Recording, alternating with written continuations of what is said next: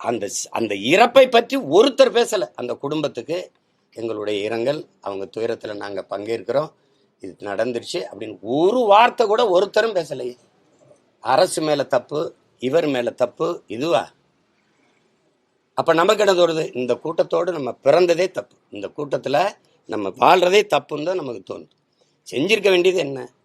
நடந்ததுக்கு வருந்தி இனிமேல் இது போல நடக்காமல் திருந்தி நாங்கள் செயல்படுவோங்கிற உறுதி இருக்கிறத ஒவ்வொருத்தரும் செஞ்சுருக்கணும். அதை ஒருத்தர் கூட பேசல. மத்தியிலேருந்து விசாரிக்க வந்த குழு ஏதாவது இந்த இறந்த குடும்பத்துக்கு ஆறுதல்னு ஏதாவது பேசி கேட்டிருக்கல? சொல்லுங்கள், எதாவது கேட்டிருக்கல? இந்த பணம் செத்தவனுக்கு வாக்கியரிசி போடுறதே தான் அதுதான் தீர்வுனே. செத்து போனால் 20 லட்சம் கொடுத்துருவோம், 10 லட்சம் கொடுத்துருவோம், 1.5 லட்சம் கொடுத்துருவோம், 2 லட்சம் கொடுத்துருவோம். இது காசா வாக்கியரிசி போடுவோம்ல, ஒரு 50-100 போடுவோம் அந்த வீடுகாட்டில் அல்லது சூடுகாட்டில். அது மாதிரி இது ஒரு லட்சமாக போட்டுறது. எப்படி சமூகம் மேம்படுது பாருங்க. இதெல்லாம் ஒன்றும் சொல்றதுக்கு இல்லை. அது இப்பேற்பட்ட தலைவனுடைய வீட்டு வாசல் நின்று பேசுறதுக்கு வெக்கப்படுறேன் நான். 50 ஆண்டு தான், அரை நூற்றாண்டு தான் இருக்கு. எவ்வளவு கேவலமா ஆயிடுச்சு பாருங்க அரசியல், எப்படி ஆயிடுச்சு பாருங்க.